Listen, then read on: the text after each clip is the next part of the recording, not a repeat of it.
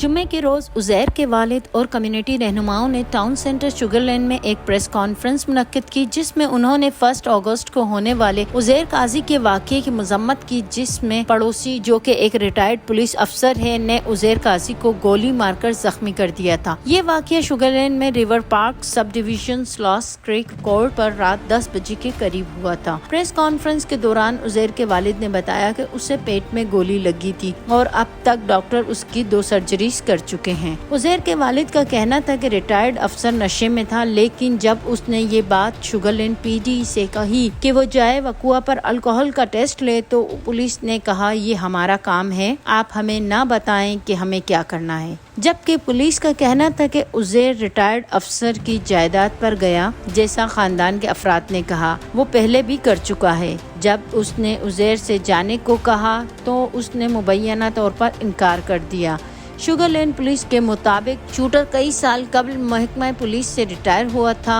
Police کا کہنا تھا کہ وہ جائے وقوع پر رہا اور تفتیش کاروں کے ساتھ تعاون کیا۔ پریس کانفرنس میں لوگوں نے پلے کارڈز بھی اٹھا رکھے تھے جس پر درج تھا کہ گولی مارنے سے پہلے پولیس کو کال کریں، مسلم لائف میٹرز اور جسٹس فار عزیر قاضی۔ جبکہ پریس کانفرنس میں موجود لوگوں کا کہنا تھا کہ انسانی جھگڑے میں یہ ضروری نہیں کہ اگر عزیر نے ریٹائرڈ افسر کی تنبیہ نہیں سنی تو وہ اسے چند لمحوں بعد مبینہ طور پر گولی مار دیں۔ ہارون شیخ کا کہنا تھا کہ یہ 100% غلط ہے، کسی کو یہ حق نہیں، اگر صرف اس کے پاس بندوق ہے تو وہ لوگوں کو گولی مارنا شروع کر دیں۔ پریس کانفرنس کے دوران پڑوسی رابرٹ کا کہنا تھا کہ Fort Bend County district attorney نے وعدہ کیا ہے کہ ایک آزادانہ تحقیقات کی جائے گی۔ کانفرنس میں موجود ظفر طاہر کا کہنا تھا کہ اب تک کوئی گرفتاری عمل میں نہیں آئی۔ یہ حقیقت ہے کہ اس فائرنگ کے واقعے سے پاکستانی کمیونٹی کی دل آزاری ہوئی ہے۔ پریس کانفرنس کے بعد ایم جے خان، ڈاکٹر اشرف عباسی، پی جے خان سواتی اور نصرت لغاری کی نیوز پاکستان سے خصوصی گفتگو۔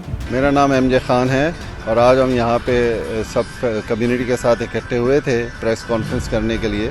کہ جس میں ہم نے لوگوں کا شکریہ ادا کرنا ہے جو اتنے زیادہ لوگوں نے سمپیتھیز دکھائی ہیں، خیر سگالی کے پیغامات بھیجے ہیں عزیر قاضی کی صحت کے لیے،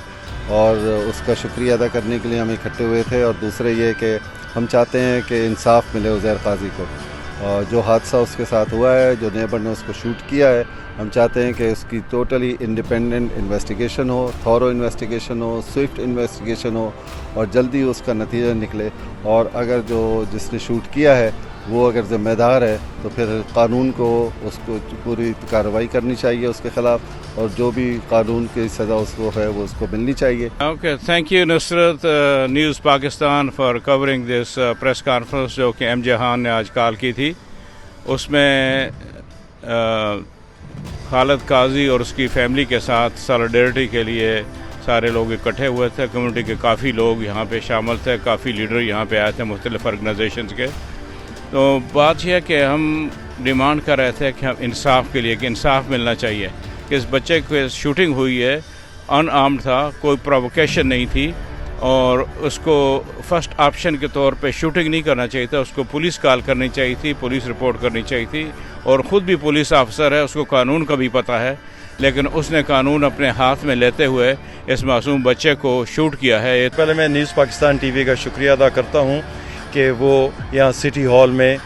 یہاں تشریف لے کر آئے ہیں، اور یہ پریس کانفرنس جو اپیل کی تھی قاضی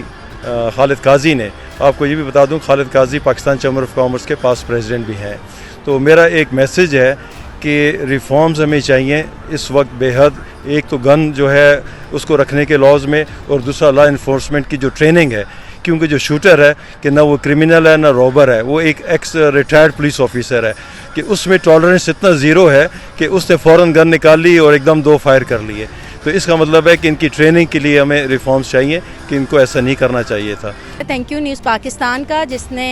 یہ پروٹیسٹ کو کور کیا اور ہماری آواز جو ہے لوگوں تک پہنچانے کے لیے میں ان کا شکریہ ادا کرتی ہوں۔